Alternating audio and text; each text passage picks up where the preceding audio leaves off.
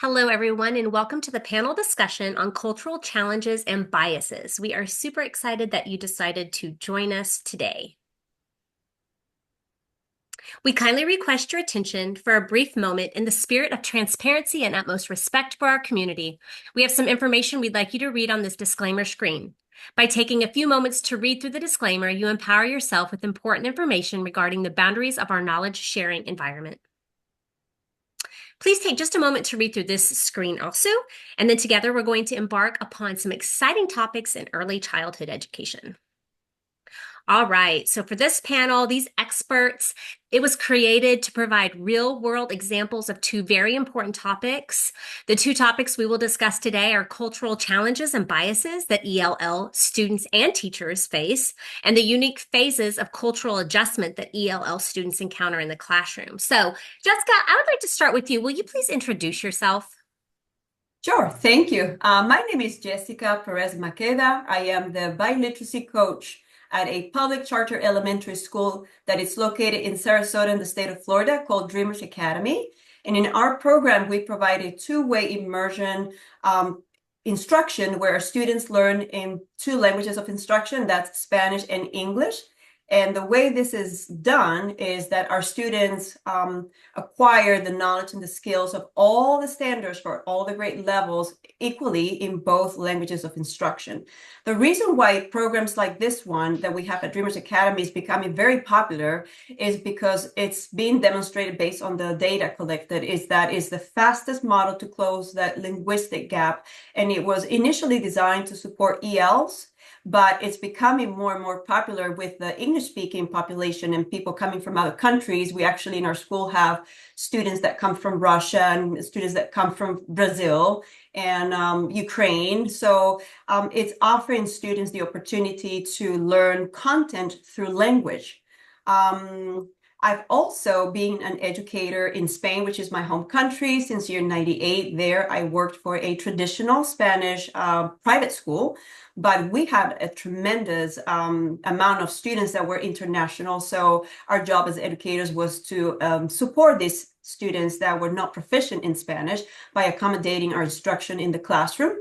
I've also been an ESOL paraprofessional for the District of Manatee County, which is very close to Sarasota, also in Florida, where I was part of that support team that helped with the identification of ELs in our schools and to kind of coordinate with the teachers to put in place their EL plan, which shows, how proficient each student is in those four language domains, which is the listening, the speaking, the reading, and the writing, and which kind of activities they could do in the classroom to accommodate these kids.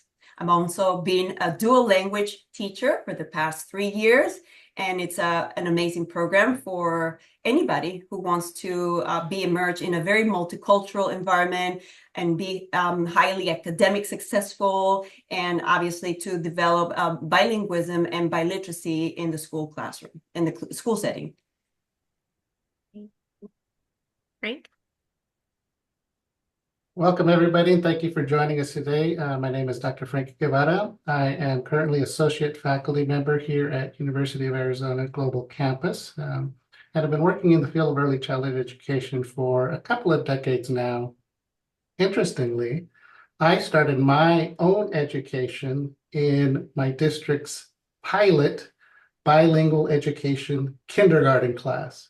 And so it's wonderful to be able to have learned as a DLL student early on and to have experienced much of what Jessica was describing. I remember we had instruction 3 days a week in English and then 2 days a week in Spanish. And it was just amazing to see my Spanish-speaking counterparts light up on the days where instruction was in their home language because they could demonstrate their proficiency.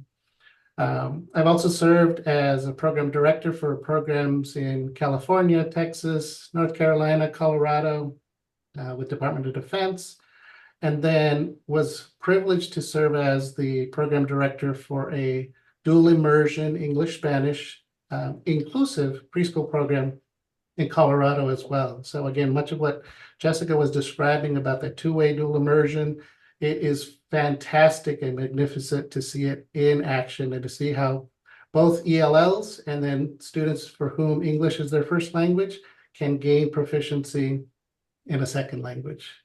And then I recently left UAGC from a full-time position to take on a new endeavor. So I've kind of come full circle now, starting as a kindergarten student in bilingual education. And now I get to support early educators who are Spanish speaking to continue their education by providing bilingual instruction in child development and early childhood education here in California. So I'm very pleased and welcome to be able to share my expertise with you today. Thank you. I love the expertise we have in this panel. So let me ask you first, what cultural challenges or biases do ELL students and educators face? Jessica, would you start? Sure. There's data, and I wanted to bring up here a theorist called Foucault, who says that language is not neutral, and at times we use language as a way to dominate other cultures that we consider minorities, right? So we're putting a little bit of pressure, and this kind of shows in the way our standardized assessments, right, in the different states, we prioritize English, and we're not taking into consideration neither the background knowledge of our students or even their academic background knowledge that they have in their home language. That's not being able to be shared or demonstrated in a traditional school. So somehow that dominant language, which is English in general in the United States, it's a way it's kind of like at times dominating and sometimes repressing minority languages. In traditional monolingual programs, unfortunately, this concern for having our ELs and all students, but including our ELs, to perform during those standards is that there's no room to bring any culture. There's no room to accommodate and, to provide resources for students in their home language or their heritage language. So that kind of like makes it more difficult for our kids. On the other hand, we do also have people who are strong advocates for these students, and they're very aware the importance of bringing culture into the classroom, in whether it's daily activities, classroom discourses, assessments, so they really modify, and they even consider how can we bring these families into our learning community to be part of their learning experiences for the kids and kind of enrich the curriculum. In the dual language instructional programs, culture is something that has, it's one of the pillars of dual language, which is, helping our students to be global citizens and to demonstrate tolerance for the multiple cultures in the globe. But also we feel the pressure of, what we call the norm reference assessments. And that sometimes can deviate the teachers to say, if I need to teach something, yes, they teach in the dual language, the 50-50 model. We teach one day in English, one day in Spanish, and students are expected to do that cross-linguistic transfer of knowledge and skills from one language to the other. But as we get close to testing period, everybody's kind of like focused on the English part. So in a way, we're not allowing our ELs to be able to demonstrate what they have gained during that exposure to the dual language program. So the thing that our educators, for example, I can speak on behalf of my teachers at Dreamers Academy. For example, I met with the team of teachers for specials, the music teacher, the art teacher, my 2 PE teachers, and my science lab teacher. And they were immediately so willing to say, how can we integrate not only the language of instruction, so it's provided and offered to students with equity, right? It has to be the 50-50. So there's not a minority language in our school. It's really equal. But also how the music teacher incorporates, Italian terms when she is, talking about the musical notes, and Italian musicians or world-known musicians, and how our art teacher talks about different techniques that famous painters have used. And she talks about Pablo Picasso, and she talks about Dali or Van Gogh. around, to expose the kids to that multicultural pocket of information. Or PE teachers, they're talking about Rafael Nadal as one of the athletes, or talk about. So it's actually very possible, and it doesn't have to be a dual language program, to bring culture into the classroom and give a chance to those students to feel identified with some of those individuals, or well-known people around the world, because they have some common traits to share with. Love that. Frank? I just wanted to add a little bit to what Jessica was describing. There's some wonderful research out of University of Arizona about leveraging students' funds of knowledge. Again, this is their background information, their background knowledge, their rituals, vocabulary, all of that rich cultural history, and to use that from a teaching perspective to integrate into the curriculum. But getting back to the question about some of the challenges, one of the aspects that I've really identified with and I've noticed and experienced growing up is often there's an implicit bias against ELL students and or teachers. And from a personal experience, I can remember when we look at a person's speech register, so kind of the words that they use, as well as their accent, sometimes we make valuations based on what we hear relative to standard written or spoken English. So both of my parents are from Mexico, and growing up, obviously they weren't native English speakers. And so the words that they used and how they spoke and how they sounded was different than what myself and my siblings grew up speaking in the United States. And I'm kind of ashamed to remember that my siblings and I would kind of make fun of my mom sometimes. And we'd say, "Mom, say the word Hollywood." And she'd try to say it, and it would come out Holly good, with a G sound instead of a W sound. And we would crack up laughing because, to us, it sounded funny. And another common mistake you'll hear from Spanish speakers is putting like an eh sound in front of the hard S. So you'll hear like estop or my stomach, because that's the natural sound pattern in Spanish. And oftentimes when native English speakers hear that dialect or that pronunciation from ELLs or students, we often assign that prejudicial valuation to them as being lower in intelligence or not quite as quick.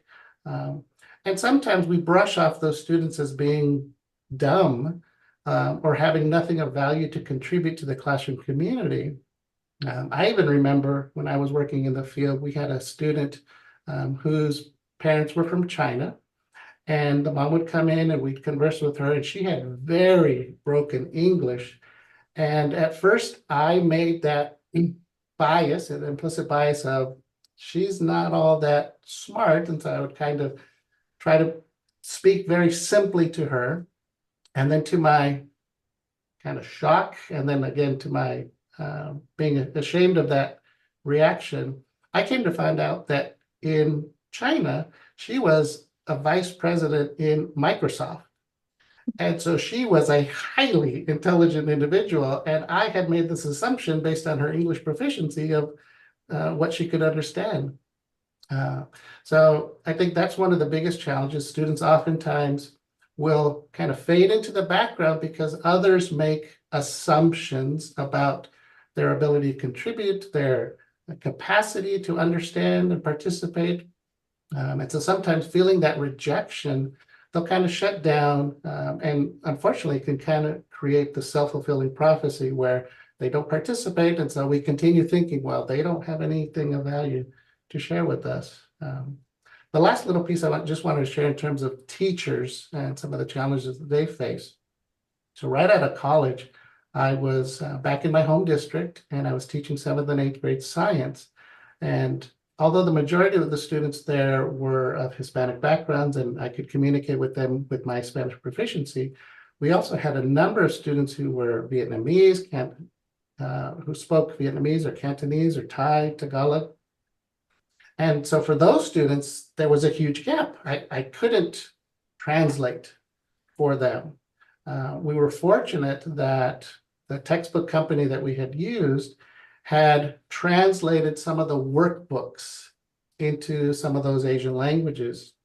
And so I deliver my instruction, and the students would be looking and looking and trying to understand. And then they'd come up to me afterwards and say, "Can I see what the workbook says?" And I'd hand them the workbook, and it would be like, "That's all I can do for you, because I don't have any additional skills." And again, remember, this was before the internet, before AI and all of those types of things. So we didn't have Google Translate to be able to support. But those are some of the challenges that could still exist for some of our early educators, is that language gap and not having the resources or support to be able to meet students where they are and support them linguistically in terms of content mastery and skill development. Thank you both for sharing those real world examples. That's what this is for, so we appreciate that so much. So the second question is, what are the unique phases of cultural adjustment, and what signs should an educator watch for in students? Jessica, would you like to go? Okay. Go first, Jessica.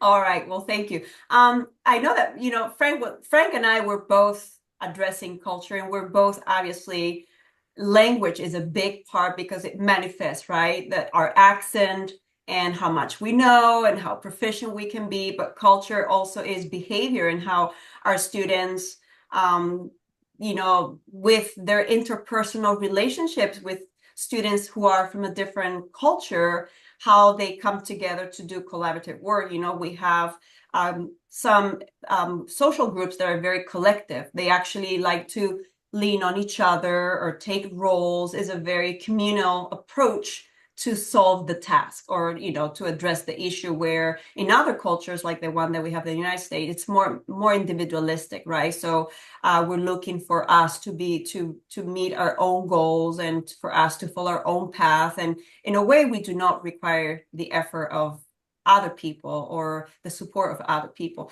And also, one thing that I do observe, that it's also the gender role expectations. And this is something that is very noticeable in the Hispanic community, where in general, our girls tend to be they feel very in charge of taking care of issues and telling everybody what to do. And sometimes that might cause a little bit of a friction with students who don't share the same culture.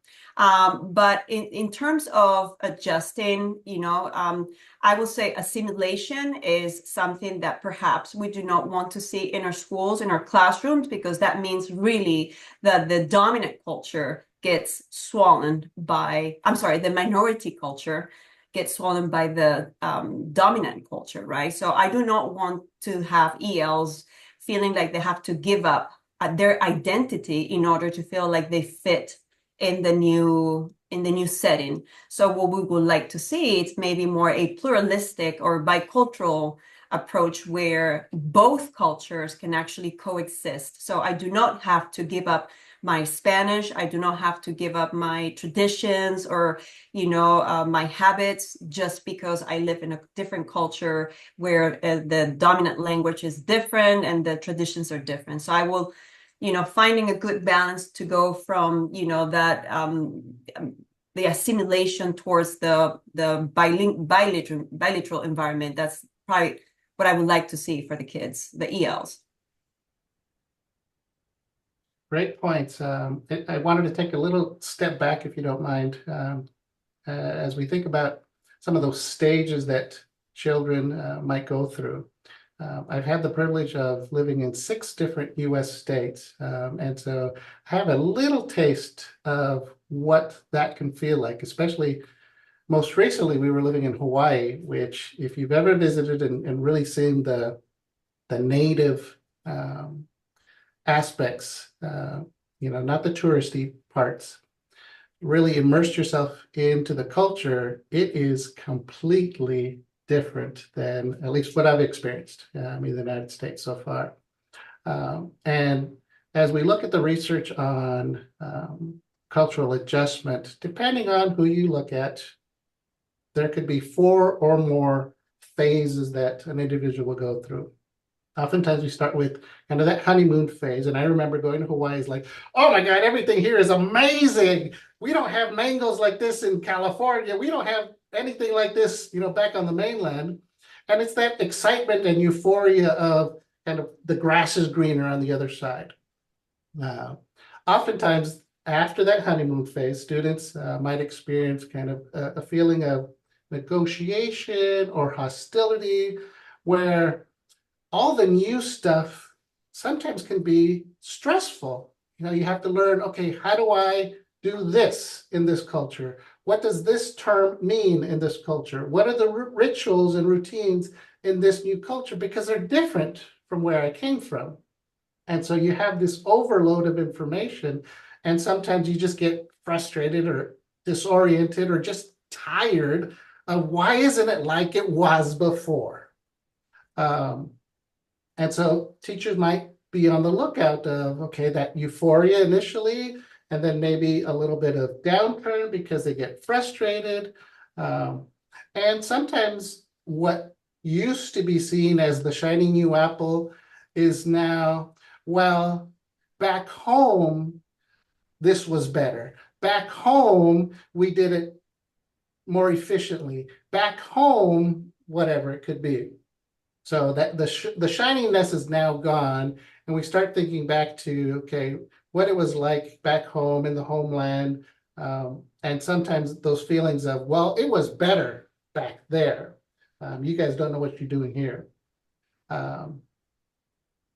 Another phase that students might go to is that now we're starting to adjust or make some integration into the new culture, recognizing I'm not going anywhere, I'm here in this new culture.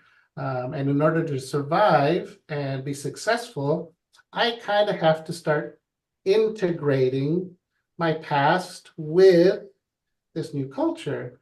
And so we start, from a student's perspective, we might start to see students beginning to understand those classroom expectations and those cultural cues. In the United States, bells ring, people line up, walking down the hallways, there are expectations for what that's supposed to be like. And so, whereas initially there was a lot of that stress and tension because I'm trying to figure it all out, now that I've spent some time in this new culture, I'm getting to be in the same groove as everybody else. And so it's less taxing, and I can start feeling a little bit more comfortable. And then I think, speaking to what Jessica was talking about, ultimately we'd have that bicultural experience. Depending on where one lives, that could be more or less realized. But ultimately, an individual will come to kind of a mastery or an acceptance of the new culture. So now we really understand, okay, these are the rules, these are the expectations of this new culture. And in order for me to be successful, these are some of the things that I'll have to do. And likewise, now there's kind of a mindset shift of wanting to fully participate in the new culture. Speaking from experience, I remember, my family, again, was born and raised in Mexico. I'm second generation, so born here. But growing up, all the traditions and holidays that we had were based on the old country, based on, what we did in Mexico. And so initially, my family held really tight to some of those traditions, but slowly we started to integrate some of the American traditions, the 4th of July, Thanksgiving, eating turkey, things which you don't do in Mexico. And, I had a very different experience than my parents because I was born and raised in this country. So to me, the dominant culture of American society was more of my culture than the old ways of my parents. But over time, my parents acclimated and adjusted and have adopted the American culture as well. And so I'm blessed, I feel, to be able to celebrate both the heritage and the customs and the rituals and traditions from my parents' country of origin, as well as the beautiful things and traditions that we have here in the United States. And so for me, it's kind of that feeling of authenticity now, being able to navigate, some of the old as well as some of the new. And so for educators, I think it's really important to kind of keep an eye on that emotional expression of the acculturation and integration process, from that euphoria initially to maybe that disheartenedness and feelings of frustration, and then hopefully eventually reaching that stage of being able to feel like you are a part of the dominant culture. In my opinion, hopefully not giving up your home culture, but that blend between the old and the new, and being able to see that it's not that the grass is greener on both sides, on the other side, but that the grass is green on both sides of the fence. And there's wonderful things of each culture to celebrate, and to contribute to what we call, this human experience. I have to say, Frank, I really appreciate that you explained the stages, because at times we have misconceptions of these students that are just trying to get through the day, right? They go through the silent period and they're not interacting. So it's like that, we immediately may say, oh, they don't know anything. They're just lazy. They don't want to participate. Their families are not interested. They don't want to help. All these misconceptions that are so intrinsically, related to just these families going through those stages that Frank just explained. So for teachers to be aware that this is a process that takes time, and it takes a lot of besides the training for the educator, is the patience and the compassion, that they're just trying to adjust to a really very different, like Frank was explaining, you go from euphoria, wow, look at the classrooms, they're so cool, they're so decorated, we have so many things, like where in my home country is just, four walls, there's nothing there to decorate the classroom. So I really would like to encourage future educators to pay attention to what Frank was mentioning, that it is a process that takes time. Language barrier, it's a process that takes time. So invest in, effort and patience and caring for your students is going to pay off. And our job really is to serve this community, right? So understanding their needs, it's part of our contribution to help them through that process of acculturation or adjusting to the new culture. Wow. The grass is green on both sides. That's amazing, because as teachers we have to remember that. And you all gave some fantastic ideas for everyone that's listening to this panel. So thank you so much. Thank you.